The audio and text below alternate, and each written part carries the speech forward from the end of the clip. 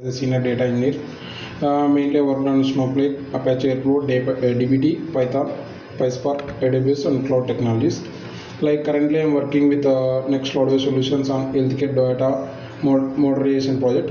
Like my responsibilities include like Airflow DAX, PySpark transformation, and also like Snowflake ingestion, CDC pipelines using streams and tasks, and DBT based transformation frameworks.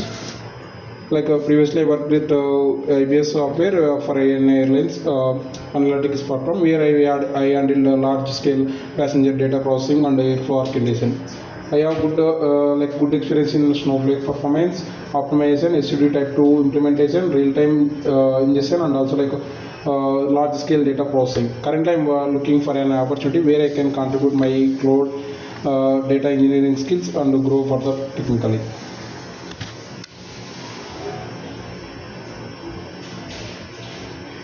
Yeah, this is about myself.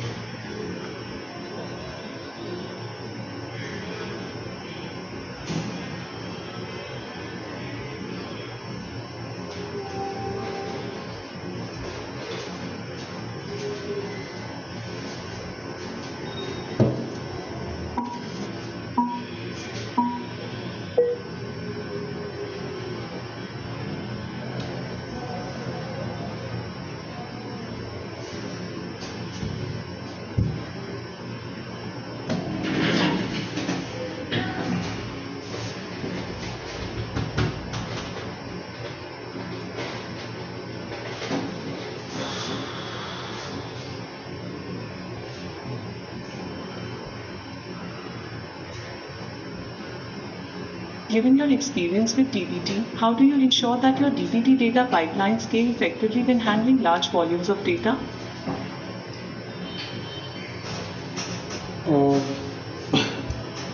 When we are handling with a large volume of data, data pipelines.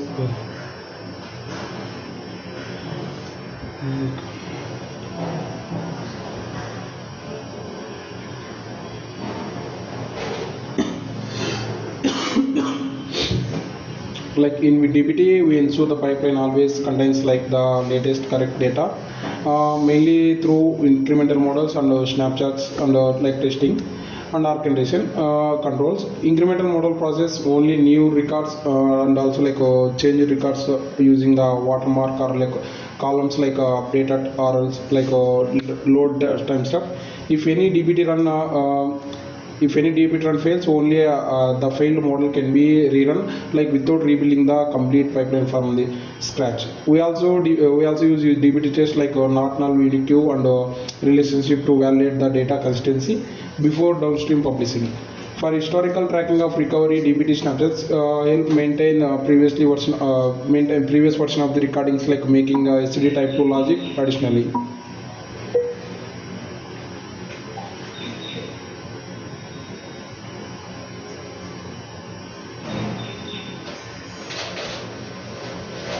You mentioned using incremental models and snapshots in DBT for handling large datasets. How do you approach diagnosing and resolving performance bottlenecks in these DBT transformations?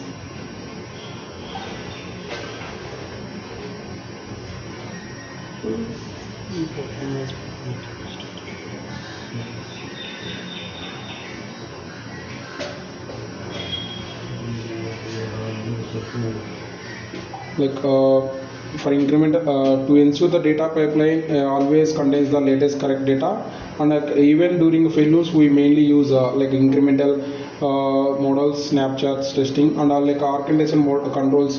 Incremental models like process only new or change records using the watermark, like update or like load time stuff.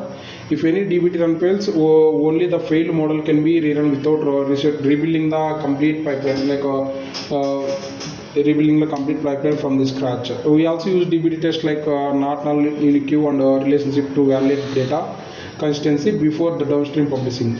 Like for historical tracking and DBT and recovery, DBT snapshots maintain a previous version of the recording using like SSD type 2 implementation. Additionally, Airflow orchestration like audit the logging logging and retry the mechanisms help to ensure.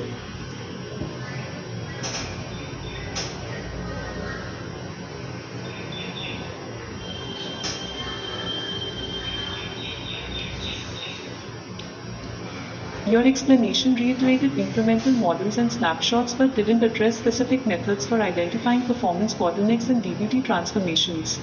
Could you describe a scenario where you diagnosed and fixed a performance issue in a DBT pipeline? Yeah, got it.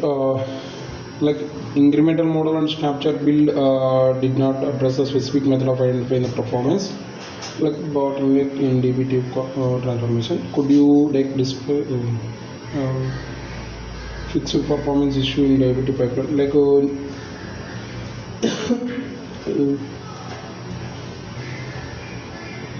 fix performance DBT pipeline.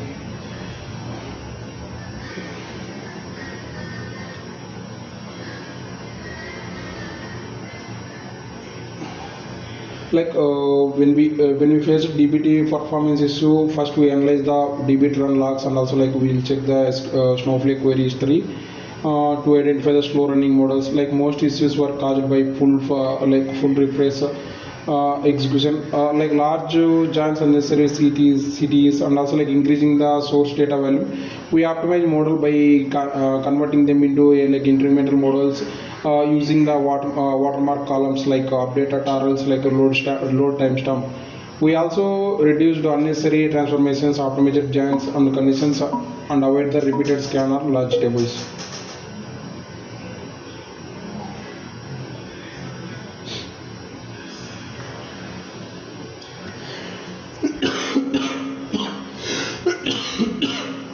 Can you describe a project where you implemented DBT within a lakehouse architecture using Apache Iceberg, focusing on how you manage data versioning and schema evolution?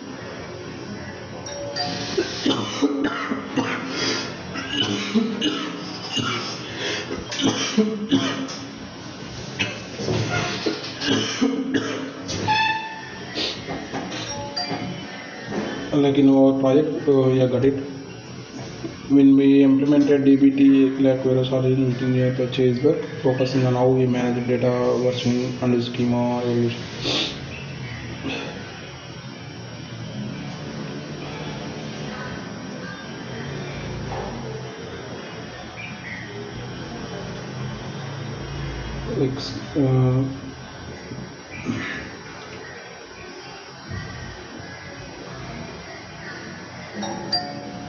Like like in one of my recent projects, we implemented lake house style architecture with using the DBT with Apache Iceberg tables for large scale analytical processing.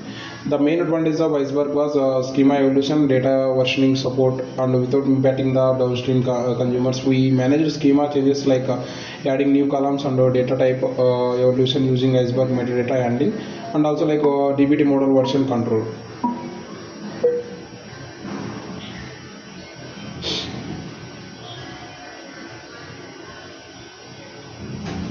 Your response about implementing DBT with Apache Iceberg was unclear. Could you clarify or provide a detailed example of how you manage data versioning and schema evolution in that context? Like we manage the schema changes, like adding new columns and data type evolution, and like using Iceberg metadata handling and DBT model version control. DBT incremental models were used on the top of the Iceberg tables to process only changed records efficiently and reduce the compute cost. For historical tracking and rollback Iceberg snapshots and the partial level snapshots and partial level metadata help to maintain the version consistency and also like across the data sets. We also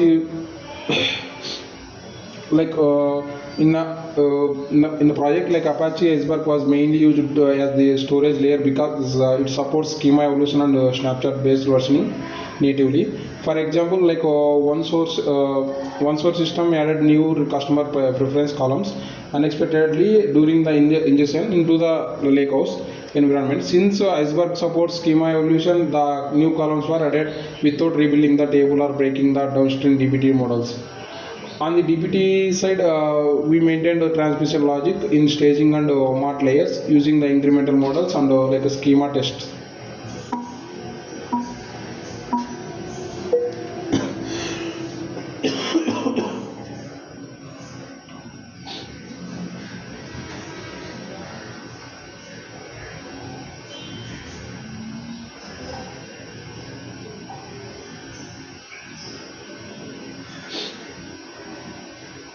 You mentioned using incremental models and schema tests in DBT on top of Apache Iceberg for managing schema changes. How did you ensure data quality and workflow efficiency throughout this process? To ensure the data quality and workflow efficiency in the process, we maintained transformation logic and in staging and mart layers using the incremental models and schema test. For data versions and schema for data versioning and iceberg snapshots allowed us to query previous tables and like a rollback if any bad deployment or corrected load happened.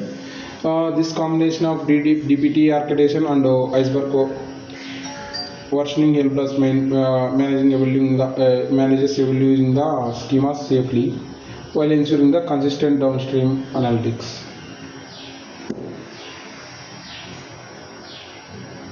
Like we also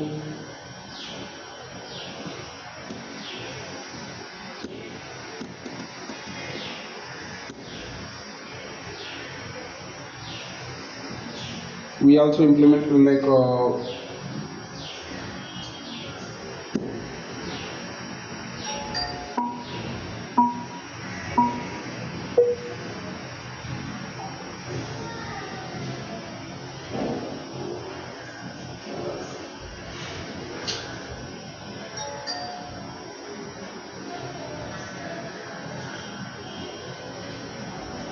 You have a dataset that requires complex multi-step transformations using DBT. How would you structure your DBT models to ensure modularity and maintainability throughout the transformation process? To ensure modularity and maintainability through the transformation process, for complex and multi-step transformation DBT, I usually follow like a layered architecture like raw staging and intermediate and mart models. These staging layer handles cleansing, renaming data type standardization, and also source level validation to keep the logic isolated. Intermediate model are used for reusable joins aggregations and business transformation logic to avoid the repeated SQL across marts. Like final mart models contain business ready datasets optimized for reporting and analytics. And downstream consumption, we also used DBT macros reference dependencies schema test and documentation to improve the maintainability and lineage visibility.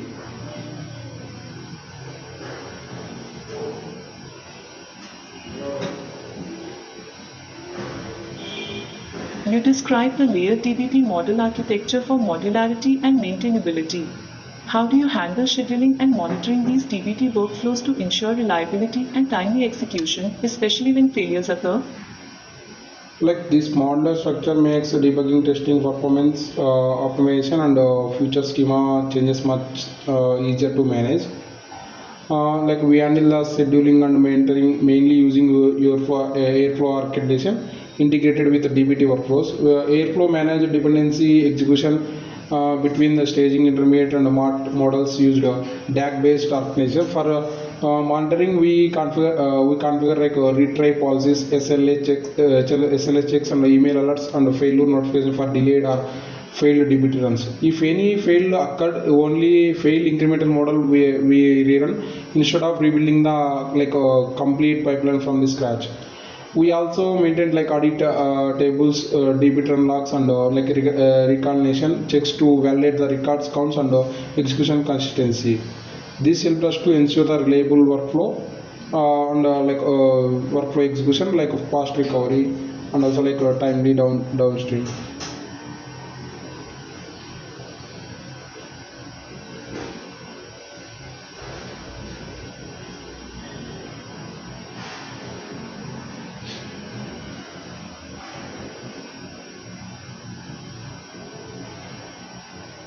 Considering your explanation of using Airflow for scheduling and monitoring DBT workflows, how would you approach optimizing your DBT models and Airflow orchestration if the data volume suddenly increased significantly and impacted performance?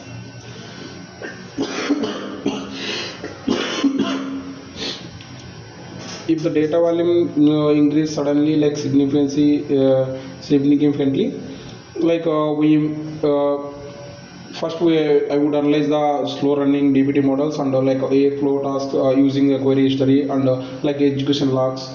This would convert heavy transformation models into like incremental models, so only the new or change records are processed. In Snowflake I would optimize queries using clustering keys, partial pruning, unnecessary joins and or CTEs.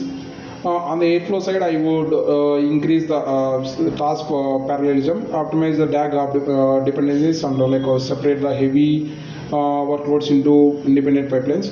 And also, like we used model metallization tuning, and also like selective DBT runs and scheduling the optimization to reduce the overall execution time.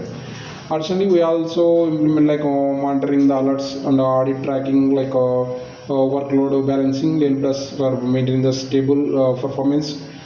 This helps us for sudden data growth in scenarios.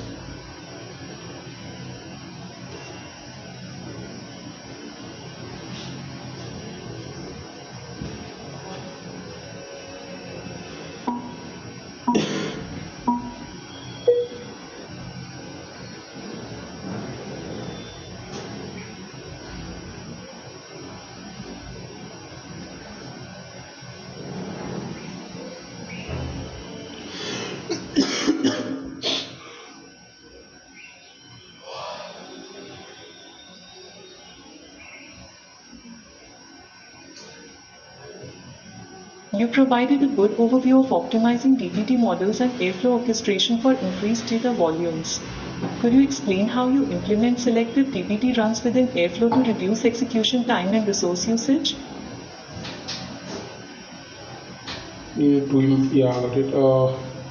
To implement selective DBT runs with Airflow to reduce execution time, like resources just like to reduce the execution time in Airflow, we implemented like selective DBT runs instead of running the complete DBT projects every time. We mainly used commands like dbt run and like a select model name to execute only dependent models related to the change data sets. For relate incremental pipeline, like only modifier or newly arrived data was processed with the watermark based filtering the logic. In Airflow DAX, we separated staging, intermediate, and marked execution into independent tasks. For parallel processing, we also like used tags and folder-based modeling, grouping, and DBT to trigger only required transformation layer during the specific schedules. This approach significantly reduced the compute usage and improved execution time, and also helped in maintaining the efficient architecture for large-scale workloads.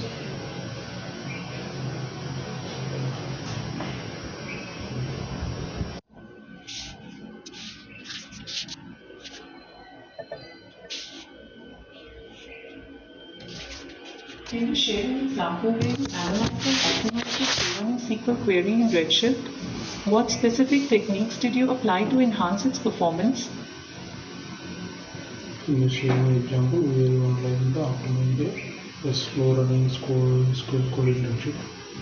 What specific techniques did you apply to use this to enhance its performance? Yeah, got it.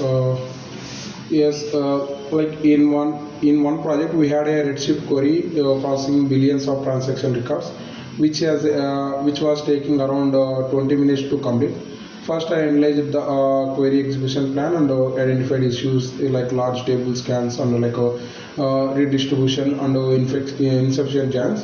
We optimized the query by applying the proper distribution keys and short keys, and also frequently join and filter columns. I also removed unnecessary CTs, reduced repeated aggregations, and push filter for earlier in the transformation logic. Additionally, like we also converted some heavy full load transformation into incremental processing to reduce the scan data volume. After these optimizations, the query execution time reduced significantly, and also overall pipeline performance became much more stable.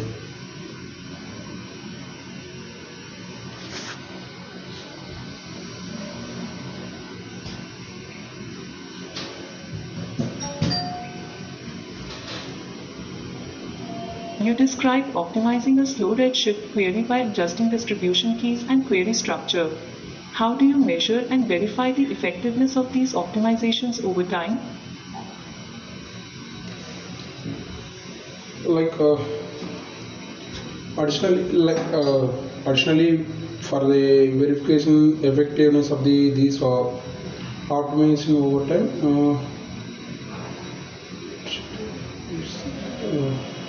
and verify the effectiveness.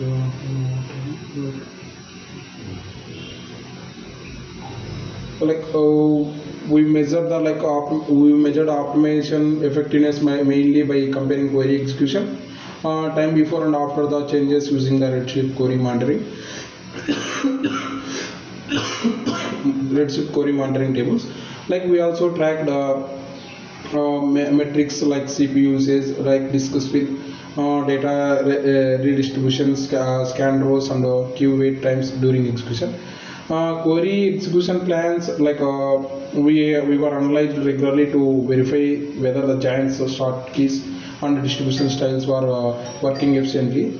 In production we monitor pipeline like SLA completion, like times and for execution during the trains over the multiple runs. We also implemented downstreams like data consistency using recognition checks to ensure the performance optimization did not impact the correctness over time. These monitoring and validation participants help us.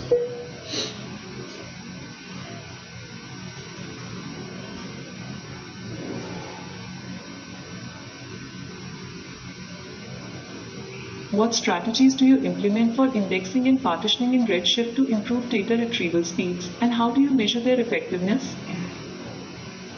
Like implementing to improve the data retrieval speeds and to measure the effectiveness. The strategies that we implemented for the indexing and partitioning in Redshift, to improve the data retrieval in Redshift we mainly improve retrieval performance using the proper distribution keys and also like sort keys instead of traditional indexing like relational database. Distribution keys help us replaced with related data on the same nodes, like to reduce the data shuffling. During the sort keys are used for frequently filtered columns like transaction data or customer ID to reduce the scanned data blocks. For large data sets, we also implemented timely based partitioning like strategies during the ingestion and archival process. We measured effectiveness using the query execution plan and scan the reduced metrics, data redistribution statistics, and overall query execution time improvements. Additionally, we monitor Redshift systems tables and the pipelines SLA trends to ensure the optimization consistency. This improved performance over the time.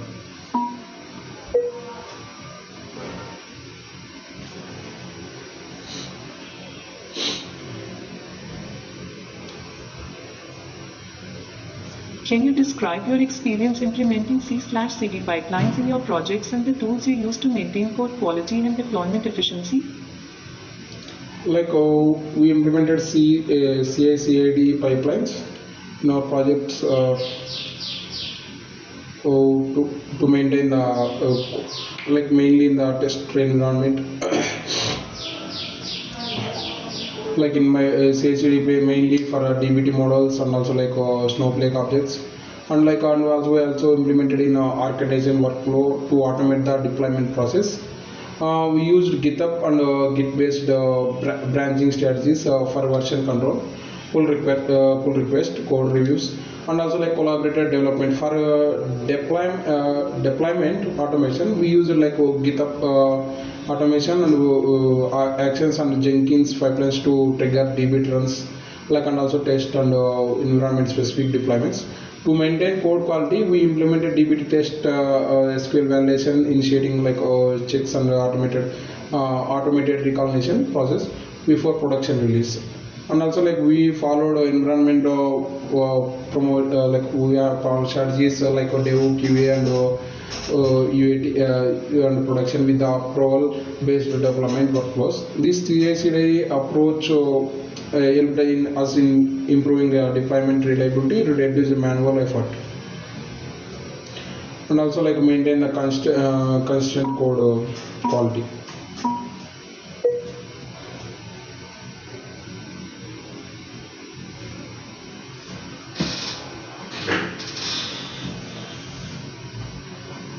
You mentioned using GitHub Actions and Jenkins for C/CD pipelines. How do you integrate automated testing within these pipelines to ensure code quality before deployment? You mentioned using GitHub Actions and Jenkins for CI/CD. How do you integrate automated testing with these pipelines to ensure the code quality before the deployment? Like we integrated automated testing directly into GitHub Actions and Jenkins pipelines before deployment execution. Whenever a pull request was raised, pipeline automatically triggers the dbt complete, dbt run, and dbt test commands. In lower environments, we mainly use that dbt schema states like not null, like unique values like under accepted values and relationship validation to ensure the data quality. SQL linting, code review, approvals, and reconciliation checks were also part of the CI validation process before merging the changes. If a test failed, the deployment pipeline stopped automatically, and notification was sent to the deployment team for correction. This automated testing approach helped us to maintain the stable deployments, better code quality, and reduce the production level failures production level failures significantly.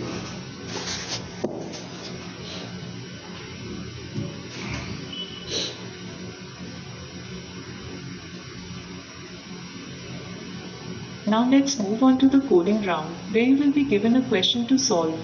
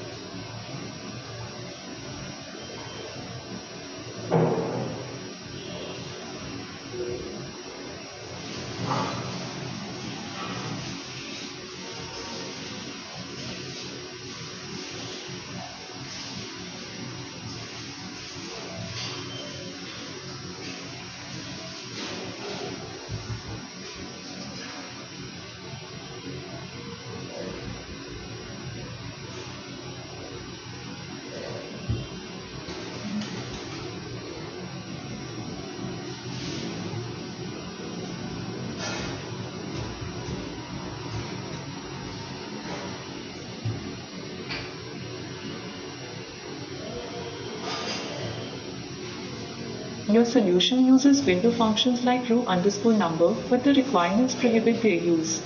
Can you explain how this impacts the validity of your solution and suggest an alternative approach to identify consecutive login streaks without window functions? Like using window functions, row number, validity of the solution is the alternative approach to identify consecutive log streaks without window function.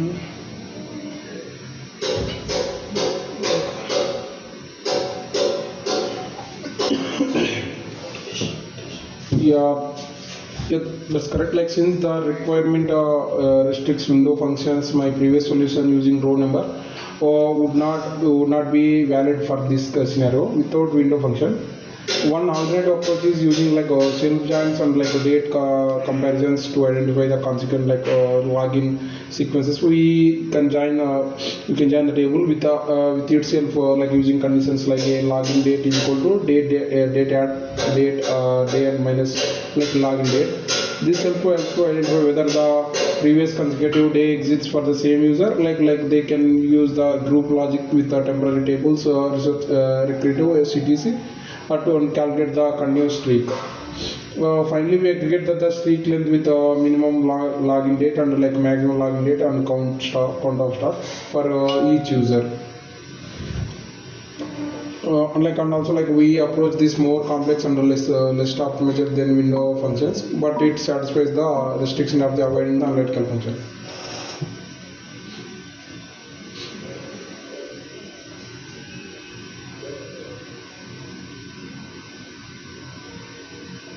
You mentioned using self-joins and date comparisons to handle consecutive login streaks without window functions.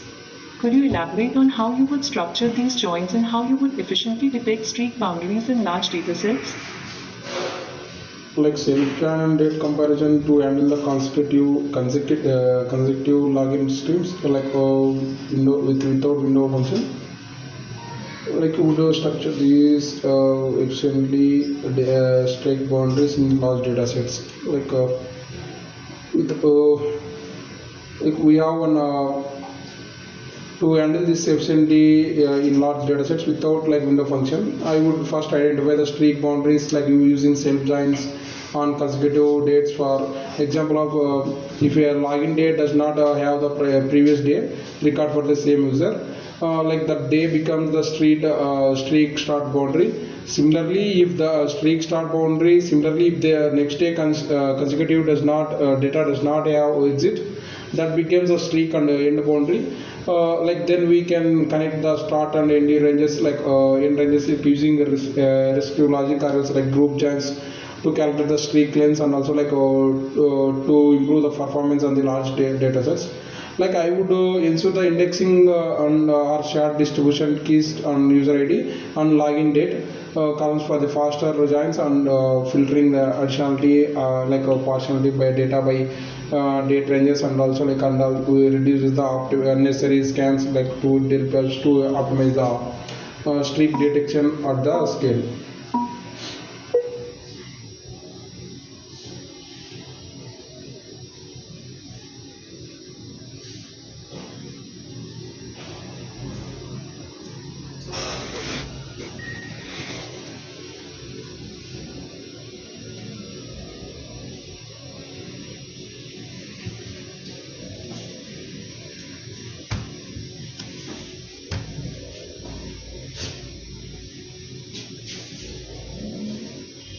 Chatting చేసుకుని ఉంటారు.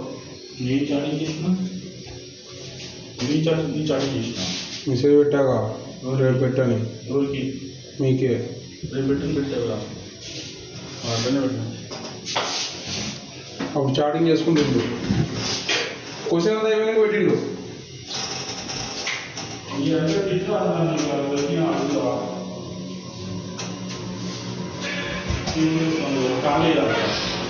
ఖాళీ ఉంటా